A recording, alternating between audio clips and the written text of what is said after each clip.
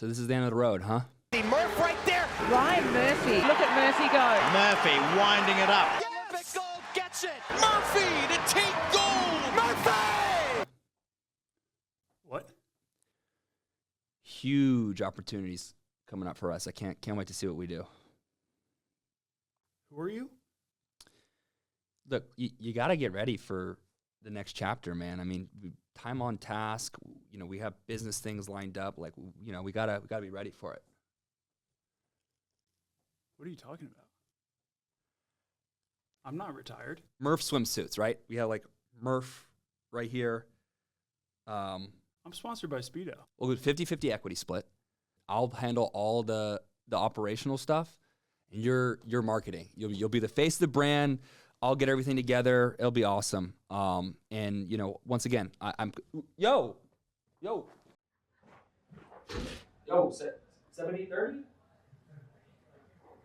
No. Have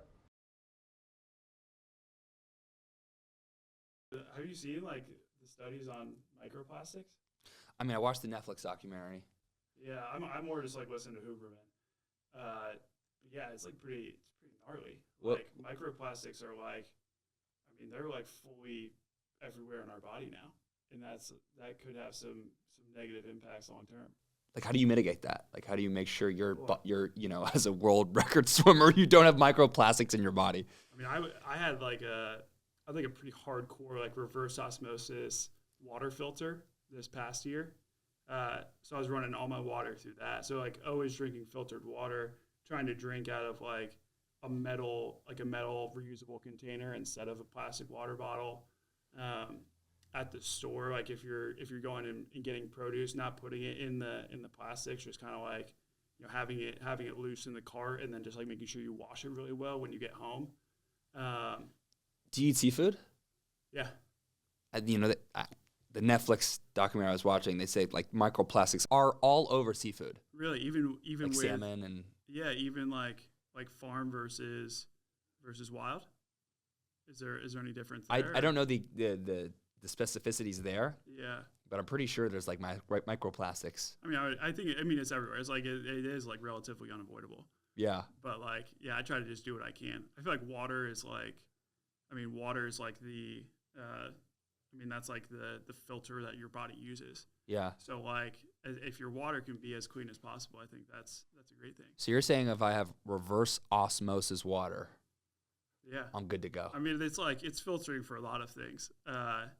And so like, oh God, I can't remember like the exact specs of like what it's clearing, but it'll show you like how many like parts per million the tap water is with these different substances, and then like what the output is of the machine. So like I was living in Oakland before, and so the water would have like 70 to 80 parts per million of like these contaminants, and then the output of the reverse osmosis would be like 5 parts per million. Okay. So it's like it's clearing out a lot of contaminants.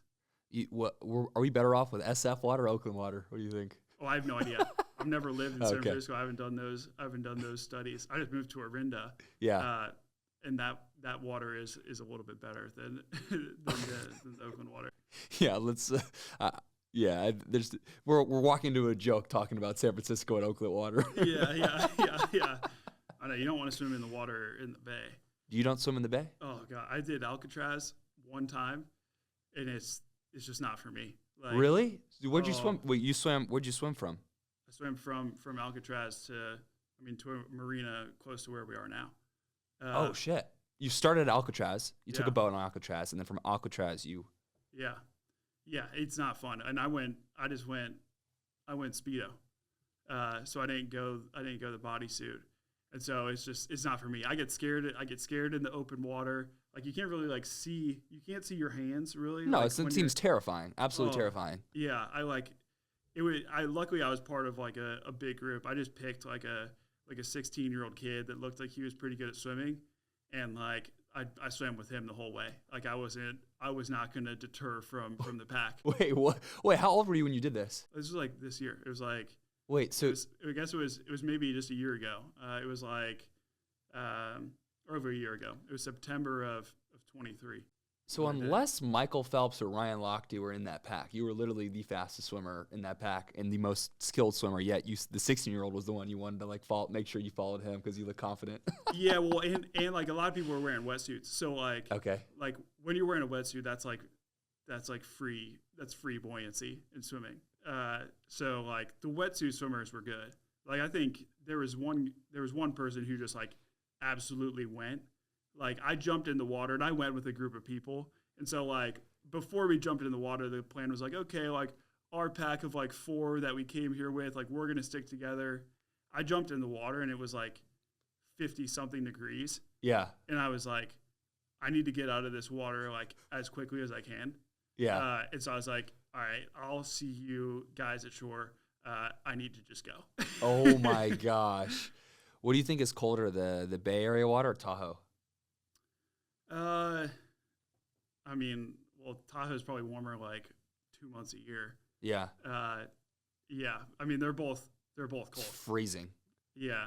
What does Tahoe get up to? I think Tahoe gets up to like 70, close to the shore. Yeah. In like the warmest months. Yeah. And so, yeah, but if you're going out in the middle of Tahoe, like I think that's probably always colder. Dude, Tahoe is freezing. I know you're a Tahoe goer. We go to Tahoe around the summer, springtime. And that thing is freezing, man. But Yeah.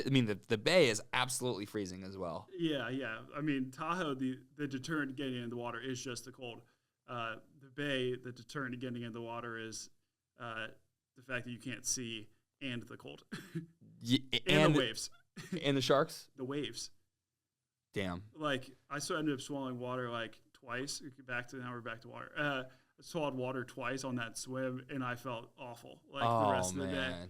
Because you're swimming I don't know. I'm not an open water swimmer, so the way we breathe is like, you don't want to lift up your head too much when you breathe. So I was just breathing to my side and just getting whacked with waves. Oh my gosh! But were you worried about sharks? Yeah, but no, definitely. Yeah, definitely. That's why I picked this kid. I was like, we go together. Yeah. Well, on the Athletes and Assets podcast, you get the best of both worlds here. All right. Thank you guys for tuning in, man. We're here with 9-time Olympic medalist, one of the greatest to ever do it, man. We got five gold, man. That's a lot of hardware. And once again, one of the best swimmers in American history, Ryan Murphy. Just kind of rolling right into it, man. This is, usually I set up the intro, but we're here. We're here. We appreciate you. And really excited for you to come and chat. Yeah, absolutely. Really appreciate you having me here. Yeah, no doubt, man. Well, aside from swimming, I think we just came off Paris. And you once again, you showed out, you got your medals, and now we're in between Paris and LA. But you're not done yet. You may not be done yet. Can you speak a little bit about that? What's the lull period in between, Olympic, you're not ready for trials yet, but also, you don't want to just get fat and eat a bunch of microplastics. Yeah, so what's the middle ground for you now? Yeah. I mean, I think every athlete is going to go, or every Olympic athlete is going to go about this a little bit different.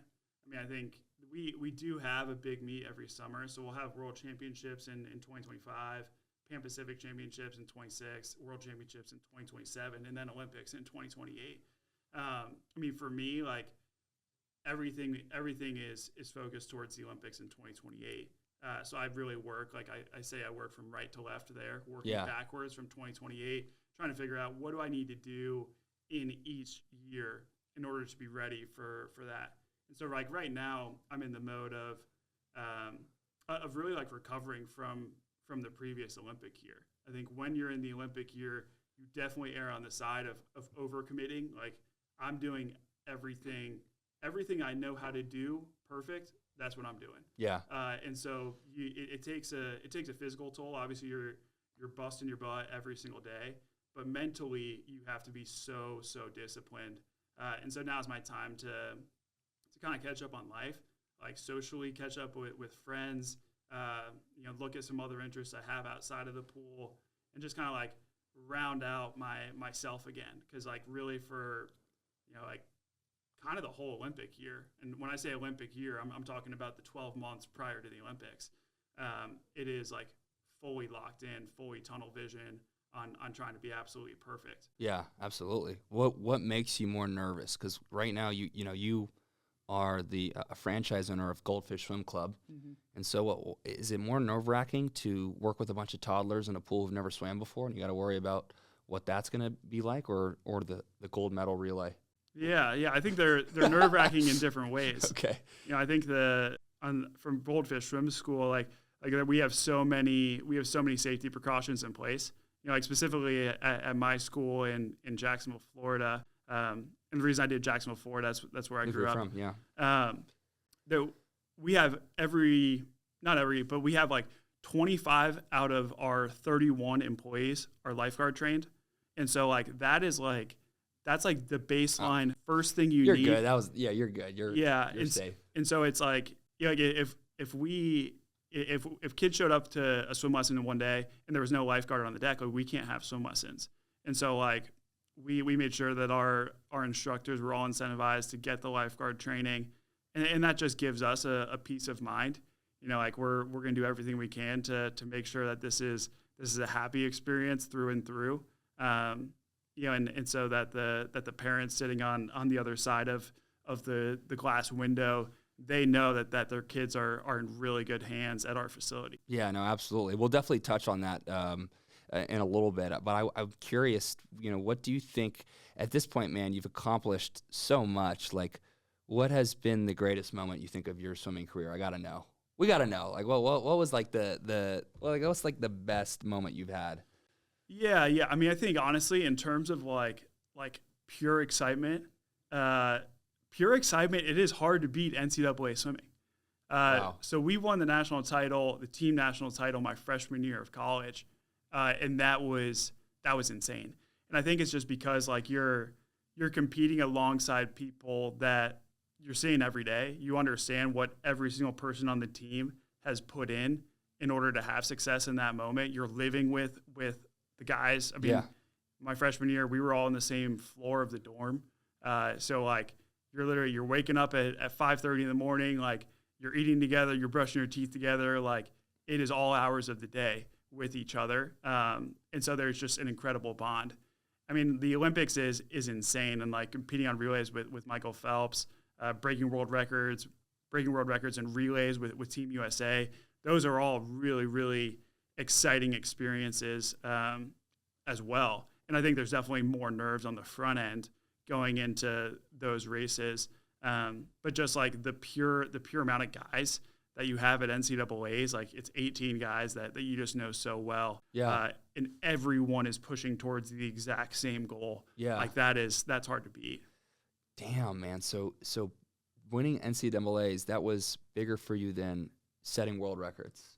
I wouldn't say bigger. I would say more exciting. More exciting. Yeah. Okay. Like it is such a cool format.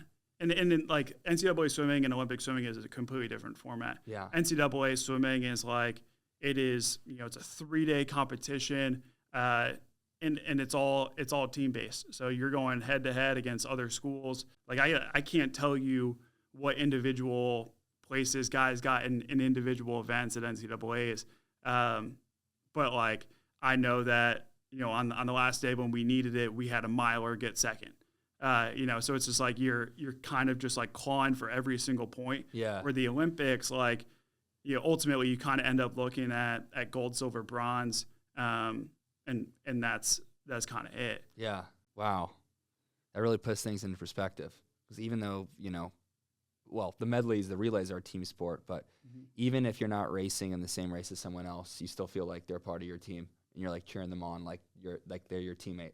Like I got your back in my individual heat, in my race, and then like you need to have my back during the mile. Or, I guess that's kind of how you think about it. Yeah, absolutely. And I think it really does come down to like going to a 3-day competition versus a 9-day competition is very different. Yeah. So NCAAs is, at that time it was 3 days, now it's 4, but a 3-day competition, you could throw so much emotional energy into every day where like you have to spread that out and be really, really intentional over an entire Olympic meet. Yeah. So that you still have energy by day 9. Yeah, no, absolutely, man. That's a really cool perspective.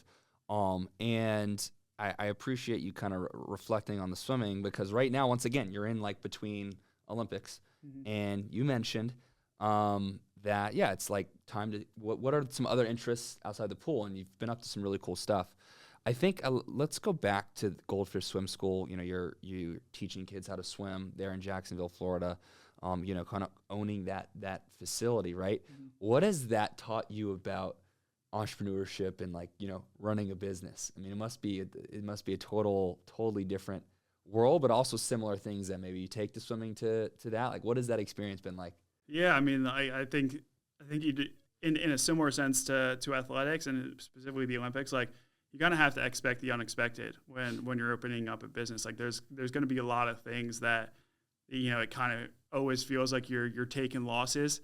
You know, and like financially, you are taking losses on the front end. Like, we built a building from dirt. Yeah. And so, like, you just have to be patient through that. You know, like, it is a process to get a building open. And you're constantly just learning. And so I think that's the fun part is you're constantly learning. And I think for me, the biggest thing has been you have to trust other people. Yeah. Like we opened up this, and I keep on saying I'll touch on that in a second. We opened up this swim school in mid-October. You know, so as you can imagine, for like 4 months leading up to the Olympics, like I was not involved. Like, I was really tunnel vision on the Olympic swimming. Sure. And so I had to really delegate. Yeah, I had to delegate and really trust people. And so in that case, luckily the people I was trusting were my parents. So I keep on saying we, as a 3-way ownership group between myself, my parents, and my grandfather. Okay. And we all like the idea of having a swim school for different reasons. You know, like for me, I really like the idea of having a mission-based business. Like, I really love the mission of learn to swim. Drowning is an epidemic across the world. In the U.S., it's the leading cause of unintentional death for children aged 1 to 4. And simply introducing a child to swim lessons reduces the risk of drowning by 88%. So for me, that's really important. My mom and my grandfather have a background in teaching. So my grandfather writes math textbooks for a living. My mom's a college math professor. So they really enjoy the idea of teaching. And so they're kind of shifting from teaching people how to think and problem solve to teaching people how to move in water. And so that's really appealing to them. My dad has a background in accounting and finance, so he's excited about the business. This is a good business. Yeah, all these parents pay a lot of money for their child to go. And it's a dense area. It's a growing area of the city.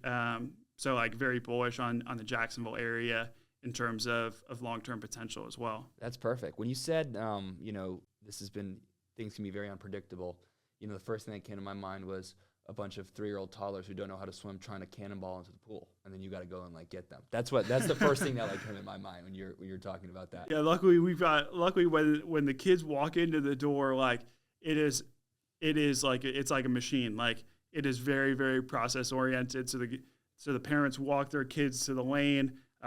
They sit their kid down on the edge of the pool. And then their instructor is there to give them the first instructions. There's no class that has more than 4 kids at a time. So like the instructor is like, literally the lane is probably the width of this table. Yeah. So the instructor can literally, like, if they want to, they could put their arms around all the kids and just like keep them like focused. Safeguard them, make sure they don't go in the pool. Yeah, exactly. What do you think has been the biggest challenge of being an entrepreneur, running this school? Like, what's the biggest challenge? Well, I think it's honestly like you're gonna be more motivated about your business than anyone else. And so like when you're hiring contractors, subcontractors to help you with building a building, like our sense of urgency is always going to be higher than their sense of urgency. And so like getting them excited about the build, I think is the hardest part. And sometimes they're going to make mistakes. Then you have to go back and get a hold of them. So I think that's the biggest thing is was the construction of the facility. Construction of the facility. Now's the fun part. Like the fun part is like the doors are open. Now it's more of like marketing, trying to get people in the door. That's an area where like that's an area where I'm more comfortable. Like that's a little bit more of the background as a professional athlete. And so now's really like now's the fun part. You know, one thing I heard, which I really like, is this concept called Parkinson's Law. Have you heard of Parkinson's Law? No. It's a concept that like it basically, it takes the exact amount of time that you set for yourself to do work. For example, if you gave the contractors 2 weeks or 2 years, they will take 2 years to build a facility.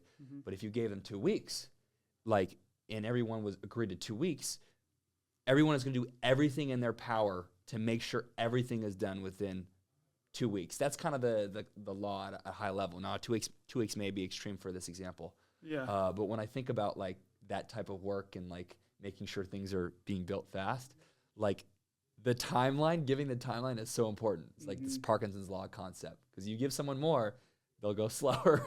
Yeah. Well, yeah, and just you gotta keep eyeballs on it. Yeah. And so that's a big piece. Any stories you can share of oh shoot, this is my welcome to entrepreneurship moment?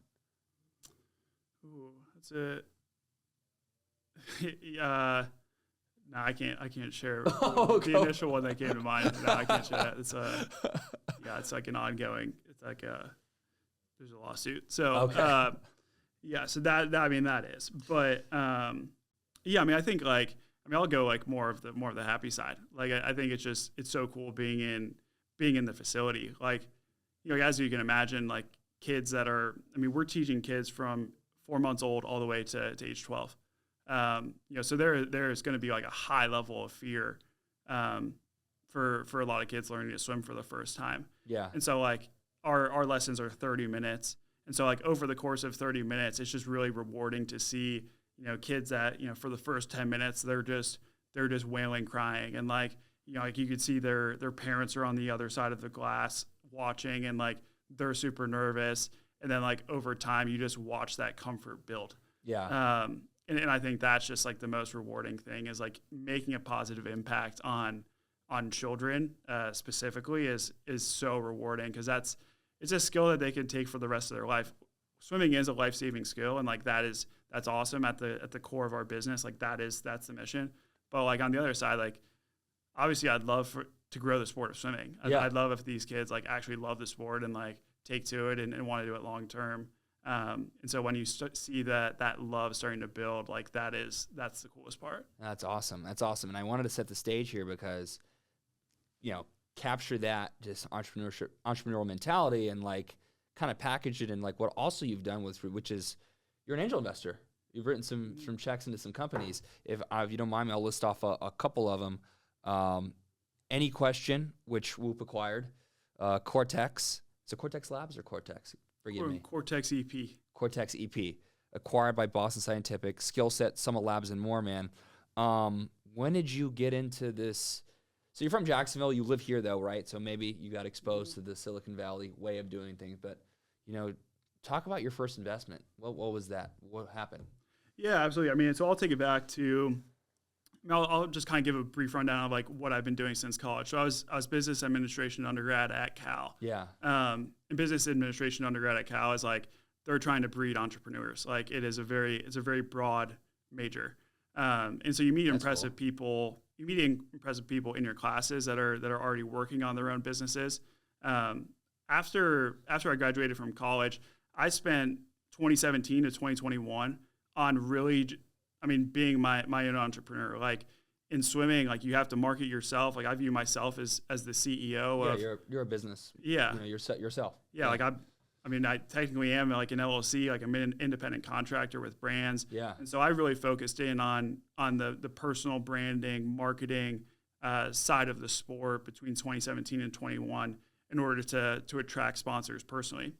After 2021, I was approached by a group called the House Fund.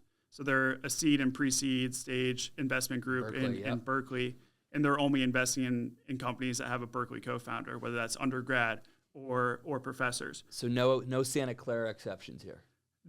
No Santa Clara exceptions. All right. Maybe if they had a little stint at Berkeley, if they took a class here or there. So a stint doesn't mean went to the cafe or beat Berkeley in basketball. No. I'm sure if it was a good enough idea, you could work it. Yeah. Yeah, that's how they're having a level of focus. So I spoke to Jeremy Fiance, who's he's the founder and managing partner of that fund, and started to get a little bit of exposure that way. So I invested into their fund, started reading their quarterly quarterly letters. Yeah. Saw some of the companies that they're invested in. I told Jeremy, like, hey, I'm interested in getting involved a little bit more. Yeah. So I became an advisor to the fund, and then ultimately became an advisor to a company called Skillist. So Skillist is an asynchronous lessons. So they started off in golf, where anyone can take a video of their swing, and then they're connected with a coach on the other side of the app, where the coach will give them feedback, and they kind of just have this cool relationship where it's really on each person's time. And so I thought that was cool. And then there were just some other opportunistic investments that came up. So in the case of Any Question, Ed Baker basically was anyone in the world can ask a question to any of their favorite, call it influencers. So like elite athletes, people that are elite in any sort of field. So they had professors on there, they had elite athletes, they had chefs. Like they were really trying to run the entire gamut of. It's like an interactive masterclass. Exactly. Yeah. Exactly that. No, yeah, for sure. And so Ed ended up going. He went to the same high school that I went to. Like he's older than me, but so I made a connection with him based on our high school. He wanted me to be one of the coaches on the platform. Yeah. And after talking with him, and looking at his track record, he had sold a company to Facebook in the 2000s. He was a key cog in helping Uber really go public. I was like, yeah, this is a guy, this is a founder group that I'd want to make a bet on. And so I put an investment into Any Question. A few years later, they were acquired by Whoop. And so that one went really well. Cortex is a little bit of a different idea. Like I'm an advisor or an athlete in residence to a group called Ajax Health. So Ajax Health, they're a medical device investor in Menlo Park. So Cortex was one of the companies that they themselves were starting, and they have an incredible track record. And so that was, again, looking at the founder group. Cortex itself is a little bit more of it's an AFib medical device. So in terms of diagnosing and in terms of diagnosing AFib, that's what they're doing. And then kind of intuitively on a macro level, we have an aging population. That's going to lead to a little bit more health complications. So having really top-notch medical devices is an area that I'd want to be invested in, and I trust this founder team. And so that was another solid bet. And then Summa Labs, that's actually a product I was using myself in the lead up to the 2024 Olympics. So that's a daily spit test where it'll measure your testosterone and cortisol. Oh wow! And they're in the process right now of creating a device that you can get the results of that spit test immediately. As I was beta testing, it was still you freeze your test, you send it into a lab, and they'll send you the results. And so you could sync that with any of the wearables that you use on a day-to-day basis, just to understand how you're reacting to the training. So I almost thought of it as it's similar to a glucose monitor. If you understand how you're, on a glucose monitor, you understand how you're reacting to foods that you're eating, and you can make adjustments based on that. With Summa Labs, you're understanding how you're reacting to the training on testosterone and cortisol, and you can make adjustments based upon that. So I'm seeing a pattern here. Big health tech guy, something that you could use yourself, but also maybe could be applied to other people and use cases. Yeah, absolutely. I think the cool part of sport is that you get access to experts in some really interesting areas. So we look at any possible thing that can impact a performance. So, obviously you're in the pool, you're focusing in on technique and you're going in, you're working hard every day. But that's pretty much just baseline. Outside of the pool, you're constantly thinking about the nutrition, constantly thinking about the recovery, your sleep, and you're trying to figure out how to track that best. And so, I feel like I've had access to really, really great experts in their fields. And it's led me to be very interested in the health. Yeah, absolutely. Outside of just the market that they're attacking, well, actually, not outside of it. Maybe that is a real factor for you. But what are you looking what do you look at an entrepreneur when you're evaluating to write a check? What are some of the criteria you want to see, all around? Like what are some green flags for you that like, okay, you know what? Like, yes, I will invest in this company. Yeah, I think at the baseline level, like I want to see a little bit of experience. Like especially for me, like being like very. I consider myself very green on the investing side. Sure. I'm very early in my investing life. Yeah. And so I want an entrepreneur that is experienced. They've started a company before and really have a clear idea of what they want to do. Because from my side, if I'm writing a check, like the biggest asset I can be to a company is opening up my network. Yeah. Like I'm not going to help them write a business plan. And so like they need to be really, really like clear on what they want to do. And I can look at that and I could really believe in the business plan. And then I can kind of work with my network to figure out how I can actually support them. And does it help, if they go to the same high school as you?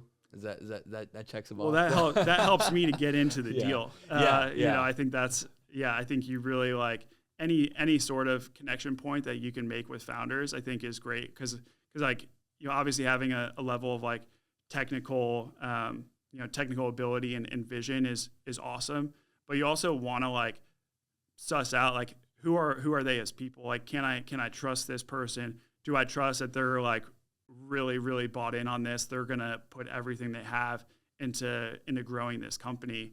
Like that's a good bit. So finding other conversation points, I think is really, really key to understanding the person on the other side. Does it matter to you who else has invested in the company? Like, do you look at that? Absolutely. I look at the other investors. I think as I was deciding to start writing my own checks and like deciding that I wasn't necessarily just going to put money into a fund, I spoke with a lot of investors at different stages of different things that they're looking at. And one of the really common answers that I got is they're looking at the other investors. Like, who else is in it, man? We don't want to be first at the party. You got to know who else is in the party, right? Yeah, and it just gives you a level of comfort in terms of like you can understand like the due diligence process of how other people are going to look at things. Like for me at this moment, like I've largely been a macro investor. Like I look at, okay, what are trends in society? Like where do I think the puck is heading, and making decisions based on that. I'll draw upon my network to do due diligence. But like if I can, as an example, like in actually I probably can't name other investors in some of these deals, but like I could look at some of these big, like in the example of Cortex, I could look at like a big private equity group and be like, okay, yeah, like I know that they're doing really, really strong financial due diligence, that the terms of this deal are really good. Yeah. And so I don't necessarily have to spend as much time like thinking about the terms of the deal. I could really just think about like, okay, do I like the founder team? And do I like the product? Yeah, no, absolutely. What's a criteria that I've seen, a trait I've seen in some of the best founders I've been fortunate to be around here in San Francisco is like some of the best ones have gotten severely like punched in the mouth at some point. Mm-hmm. Maybe with a prior company, or maybe growing up, or maybe with the current company. But like that is something that I haven't written an angel check before yet. But that's kind of like, that would be like one of my number one questions to a founder. Like, tell me a time we got punched in the face. Like, what'd you do with it? Absolutely. I think you look at high performers. Like, ultimately, like I think the synergies between like athletics and founders is like, ultimately it's high end performance. And so you look at high end performers in athletics, and I could think of like plenty of cases where the edge doesn't come just from nowhere. Like, there is a reason that a lot of athletes have this edge, and that they're willing to like really, really like run through the wall in order to achieve their goals. And I think a similar mindset applies to founders of like, okay, what is what is the underlying reason that they're going to put everything they have into this business? So I think having a level of adversity, and whether that's like a previous company, whether it's some other life event, like, yeah, I think it's important to to take any hint you can get that this person is going to be a relentless worker. Yeah. All right, I got some business ideas for you. All right. Ready? All right, I'm going to pitch you on something. Maybe we can go 50-50 equity split. We'll figure that out later. Yeah. But I got some for you. All right. Number one, Murph swimsuits. Murph on it, maybe a little Speedo action. Mm-hmm. How do you feel? I mean, I like that idea. I like that idea because swimsuit line. Yeah, I mean, I think like a lot of my contacts are in the sport of swimming. So I think like in terms of like the marketing side and getting it out there, like I'm now my brain is going to like think of all the celebrities that have had extreme success in like spirits. Think of like Casamigos, like George Clooney, like is he like is he like some like tequila savant? Like probably not, but like it was great to have the marketing behind it. I actually feel like I'm really smart in the sport of swimming, and could have the marketing power behind it. I'm restricted from doing it because I'm sponsored by other swim brands. Come on, man. Yeah, but I do like the idea. Come on, like if there's a scenario, you get out of you gracefully those contracts end, and we come together with Michael Phelps and say, hey, look, Michael, you'll be the first extension of Murph, and then we go to a non-swimmer. We go to like Shaq or someone, and like have him wear the Murph, and like so like everyday people have the Murph swimsuit brand on, so it's like applicable to everyone. Yeah. And again, like I'm thinking about things in like a macro standpoint too. Like we have a home Olympics in LA. Yeah. So more eyeballs are going to be on the sport than ever before. So if that makes you bullish on the sport, then it's a good idea. But then also like there is headwinds to the sport in terms of college athletics. Like it is a little bit choppy for Olympic sports right now with NIL and revenue sharing. So that's a headwind. So trying to like do that level of equation in your head is important too. All right, number two. We'll see if you like this one better. Murph reverse osmosis water filter.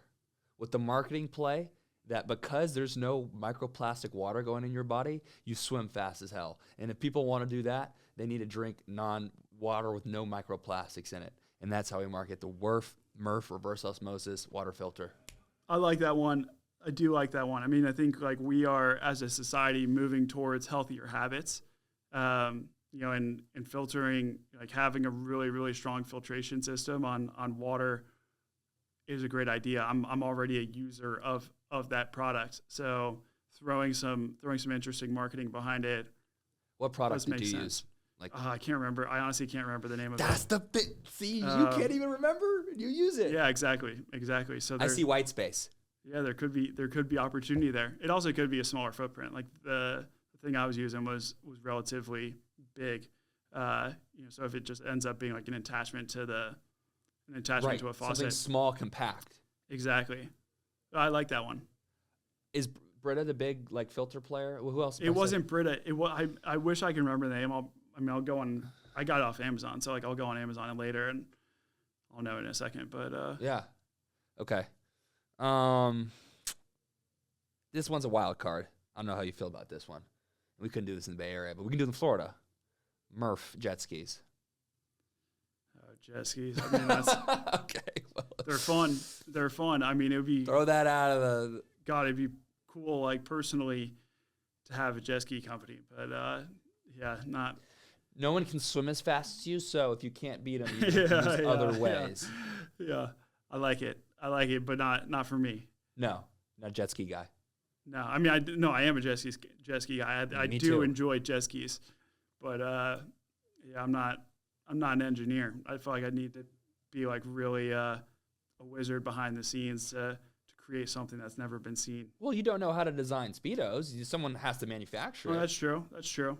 I'm closer to knowing how to design Speedos though than design a jet ski. Yeah. Okay. All electric jet ski. Like a Tesla offshoot, and then Tesla realizes that we're being so environmentally efficient, they'll have to acquire it, and then you're off to the. There you go. That one could work. That's how my mind works. Throw solar panels on there. Throw solar panel charged jet ski. Yeah. What if there was like no, that would be too much. Do you ever use something electronic in the pool aside from like headphones or? I don't use the headphones. I mean, yeah, like I'll wear the Whoop from time to time. Okay. Yeah, because I think that's more so like when I want to break. Like I feel like that's like really good for accountability. Like when I say a break, like, you know, holiday break where I'm not training with a group of people. When I have a group of people, like we're pushing each other hard enough. That like I don't need the wearable, because it's also like it's not telling me enough information at this point. Like it's not specifically related to sport, you know. So like it's giving me like good heart rate information and heart rate zones. Yeah, but I know that I'm getting a good workout in whenever I'm training. So I want to see like what is you know, how many strokes per lap, what was, you know, where was the drop off on those strokes, did that correlate with a higher heart rate? You know, so those are all things that, well, I've given Whoop the feedback, so they're working on it. Yeah. Okay. So we're thinking we'll go the water route. The water filter. Is that the most promising one so far? I can't commit to the swimsuit one because I'm under contract, so that would be a breach. Does Speedo just dominate the game? Yeah, I mean, there's a couple of players in the space. I mean, Speedo's definitely like they're top for sure.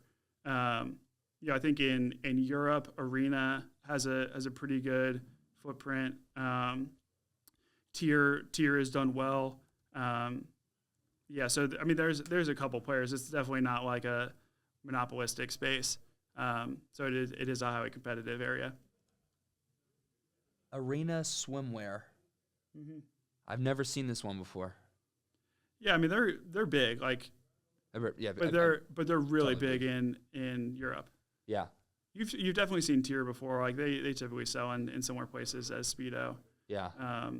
Yeah, Speedo's like, you know, like when you think of swimming, you think of a Speedo. Yeah. You know, so like they have like a pretty strong marketing hold there. Yeah, no doubt. All right, this is a two-part question right here. What's next for you? One on the swimming side, and then anything you can share on the business side of things. Yeah. I mean, on the swimming side, like, you know, I'm personally like on the swimming side, like I am excited about LA. So right now I'm staying in general shape. Like, you know, whenever I get the itch to go back to swim, like I'm going to do that. Let's go. You know, more on the business side, like I am going to continue to lean into the Goldfish Swim School franchise. You know, like there's potential that I'd open up more locations. So that's one interesting thing. And I'm going to spend a little bit more time on the investing side too. Like I have a great relationship with the house fund. I'm going to spend a lot of time with Ajax Health. I'm going to start spending more time with Norwest Ventures and understanding how they're looking at the consumer space. They're investing a little bit later stage as compared to the house fund. Yeah. But I think they have a really strong track record. And my idea has always been, like, going back to a sports analogy, like, you know, I wish I was able to learn golf from Tiger Woods. Yeah. You know, and I think Norwest fits that sort of idea. Like I want to learn from the best, understand why have they had outperformance, and really just see what I can absorb from them. Yeah. That's awesome, man. Well, we're excited to see what you do next, man, and really appreciate you coming on the podcast. It's been another great episode with 9-time Olympic medalist Ryan Murphy, world record holder, investor, entrepreneur, all the multi-hyphens you can just put up by his name. I'm sure he won't give himself all that credit, but really appreciate you coming on the podcast, man. It was a lot of fun. Yeah, really appreciate it. Thanks, man. No doubt.